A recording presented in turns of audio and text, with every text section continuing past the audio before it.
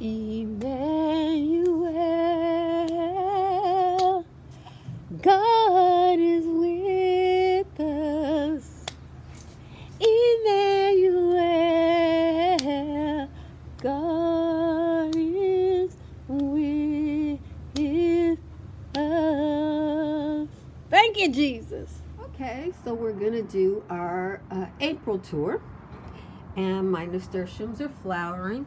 These were supposed to be some kind of fancy nasturtium that was like this creamy color, and it had that red dot on it. I thought it was going to be so beautiful. It's a mustard color, okay? And I saw that other people had that same situation with them. This is a native plant that grew. I don't know what it is. I planted a mix. That's the only one that's flowering besides that. Okay, there's garlic. This is, I forgot what kind it is, but it's one that doesn't flower and is good for warm areas. Here's my lemon balm, which I am eating nightly. I would highly recommend, if you're feeling stressed out, you might want to get yourself some lemon balm nowadays, because I'm finding that I'm eating so much. I have 3 plants. I started another one, so now I'm going to have 4. But I'm eating so much of it, it barely gets to recover. And I think there's a beet. Yeah, so there's the first of the beets. These are 4 beets. It's a German beet. They're getting started over there. My second lemon balm plant. Some more nasturtiums. And then these are some flowers that I planted. Next to it is a beet. Gotta eat.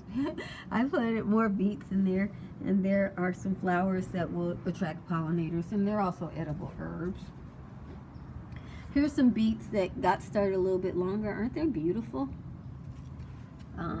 Another flower right next to it. That's a carrot. Garlic. And this, I'm not sure what this is. I know it's a pepper plant, but the pepper is very unusual. So I don't know if it's going to be a bell pepper or a hot pepper. I've not seen a bell pepper shaped like that before. But it's beautiful. This is a spice. You eat the root of it, but I like the plant so much I won't eat the root, because then I wouldn't have that beautiful plant. Then there's another pepper. I don't know what it is. Next we get to our first pea patch. You guys, the mystery's been solved. This is a California milkweed. Yeah, an expert gardener saw my garden plant and he told me exactly what it was. It's a milkweed. And it made sense after that, because it does produce a milky substance. Beautiful smelling flowers. This is wheat. It's white wheat. Sonora white wheat grows in my area. And I eat it. More peas. That's my 3rd lemon balm plant right here. This is my 3rd lemon balm plant. I just harvested from that one. I try to harvest from one and then switch to the other one. You can see more wheat. I planted some blue wheat over here, but I don't see it. And this is a tomato. I have 2 tomatoes, but it looks like I have more than 2. Then these peas. So you see we've got peas. This is a blackberry. Yeah, these are all garden thugs, but as you can see, they love each other. And here starts another tomato. And my tomatoes have finally set some tomatoes. I don't see them right now, and I don't want to mess with them. But they have set some tomatoes. They are now starting to climb. I'm going to get some sticks out here and put sticks along the wall, and then, you know, train whatever of them I can up the wall. I don't give up any of my tomatoes. There's only 2 tomato plants, guys. So some people have to have like 10 tomato plants to get that many tomatoes. 2 if you leave the fruit. And underneath that you can see the blackberry has already set fruit. And should be pretty bountiful. There's another nasturtium underneath there. Oh, that tulip survived. At this time of year, the squirrel clears out all my old tulips, because it's so late in the year, very few of them will make it. So I got the squirrel train to do that. She doesn't eat tulip bulbs. She eats sprouted tulips. So this time of the year she takes them out for me. They aren't perennials, and most of them aren't perennials in my area. And the raspberry plant, it's the end of April. It's like the 20-something of April, and the raspberry plant is finally leafing out, golden. Few old tulips in there.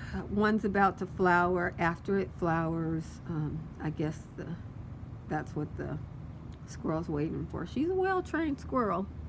We live good together. It's another nasturtium. This looks like a different set of nasturtiums. I tried to plant some variegated nasturtiums.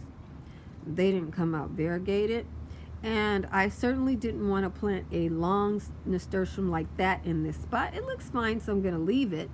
But I wanted to plant short nasturtiums over here. But actually the long one looks fine. Looks like some carrots are in there too. And it's a lily, calla lily. It's a little late. I was worried about it. And, you know, I was worried about it because everybody else had calla lilies a month ago for Easter, and mine just showed up today. But maybe it's going to have a really spectacular show. That is a radish next to some carrots that are just getting started. Here's another nasturtium. So whatever kind I planted here, it is a long-growing nasturtium. Beautiful leaves. These are the kind of leaves I eat, but I found after I eat the leaves once or twice, they start making smaller leaves, so I have to leave them then. I guess all these tulips are done. Oh, maybe not that one. Maybe that's a green tulip. I had some other green tulips. Maybe that's spring green. There's a patch of radishes. More nasturtiums. Look at this pretty color. This was supposed to be a variegated plant, and I was really excited about the color of the flower. Well, I got the color of the flower, but it's not variegated. It does give me a lot of flowers. Maybe my environment is just so suited to nasturtiums that the variegation didn't work. These are my Jimmy Nardello peppers. As you can see, it decided to grow down the side here instead of up. I don't understand that, but it's fruiting, so I'm not gonna knock it. Those are sweet peas. Didn't get many of those. That is my lily in that pot. That is my succulent garden. Last time I showed you succulent garden, it didn't look so good, but it's starting to look a little cuter now. It's still not fabulous, but I can see the potential. I can now see the potential. The squirrel went in and dug the tulips out of there, but the lily's just fine.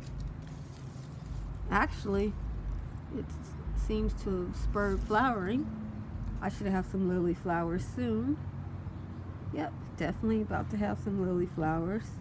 And the daffodils are over now, just finished. This is about to flower. I don't know what this is. I planted it from seed. I have no idea what it is, but it's about to flower, so we'll see it together. Underneath it is more peppers. Those are shishito peppers, and that is a sweet pea. The kind that give you this one gives you pretty blue flowers. I got one blue flower, and I thought I was gonna get a barrage of more when I cut it off, but I didn't get any more. And this one has these pretty purple flowers, and I'm gonna cut that off and take it in the house because it looks like it's pretty far along. This one right here looks like it's pretty far along. Let's see if I can do it. Yeah, I got it by hand. So let's smell it. Ah, oh, that smells delicious. It smells like a really nice feminine soap that you would spend a lot of money on. Sweet peas. Hopefully I can learn how to grow a lot of them. The potato patch is getting on with it. Wow. It would be bigger, but the cutworms have actually started mowing down as new parts of the potato plant come up. But it's got enough already up that I'm not going to worry about it. I don't know if I'll insert a clip of that flower in bloom. It's a beautiful purple flower. Have you ever seen the potato flower? It looks like an eggplant flower. And it's going for it. Just so you know, I eat this plant. That is why I didn't pull this, what other people call a weed, in springtime. That is a tonic that I eat. I pulled that out of the front yard and put it in that spot so that I could eat it all the time. But I just wanted to give you, see, the potatoes are ready. I can pull new potatoes now. And I got carrots and watermelon and radishes already going. I had some sunflowers, but the cutworms are back.